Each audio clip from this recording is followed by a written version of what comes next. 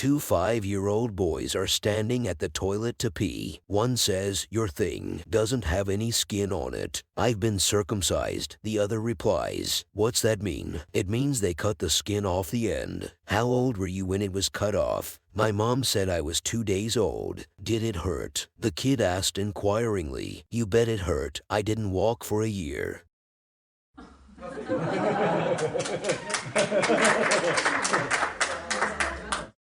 A guy was playing golf one day and he got lost. He saw a lady up ahead of him and went to her and said, "Can you please help me? I don't know what hole I'm on." She told him, "You are 1 hole behind me. I'm on 7, you're on 6. He thanked her and continued playing golf. Later, he got lost again. He saw the same lady and went to her again, kind of embarrassed. "I'm sorry to bother you again, but I'm lost. Can you please tell me what hole I'm on?" She told him, "You are 1 hole behind me. I'm on 14, you are on 13.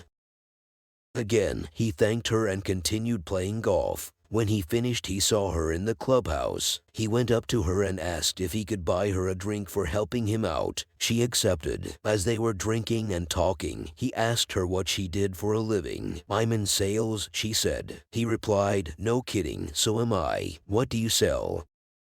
She responded that it was too embarrassing to tell. But after he kept pleading to know what she sold, she finally said that she would tell him if he promised not to laugh. He promised. She said, "I sell sanitary napkins." He immediately fell to the floor laughing hysterically. She said, "You promised you wouldn't laugh." He replied, "I'm sorry, but I couldn't help it. I sell toilet paper. I'm still 1 hole behind you."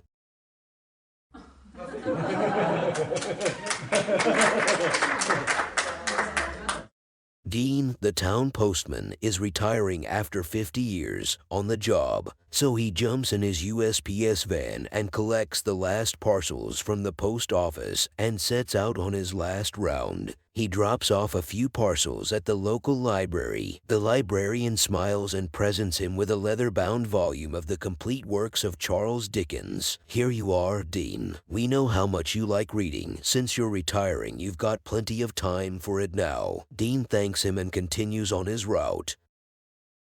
Next, Dean knocks on the door of the town liquor store. The landlady fetches him a good bottle of 12-year-old single malt whiskey. "We've been keeping this for a special occasion. Pour yourself a large one on us and enjoy your retirement." Dean is touched by her gesture and moves on to the last address. Dean knocks on the door of Mrs. Smith, the young newlywed that had just moved into the neighborhood. She answers the door in lingerie that leaves little to the imagination. "I've been expecting you, Dean. You'd better come in." She leads him upstairs, pushes him onto the bed, and jumps on top. Dean's head is still spinning as he gets dressed.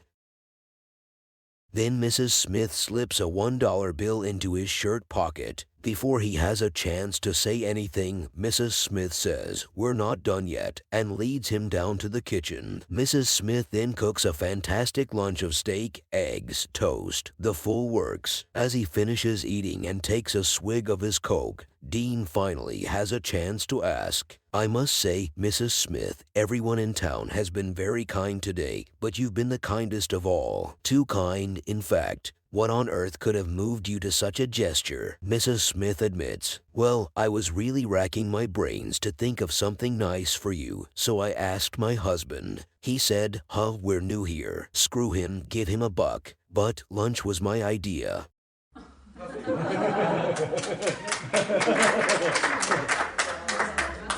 Please subscribe to my channel Jokes Evokes, like, share, and comment on my videos.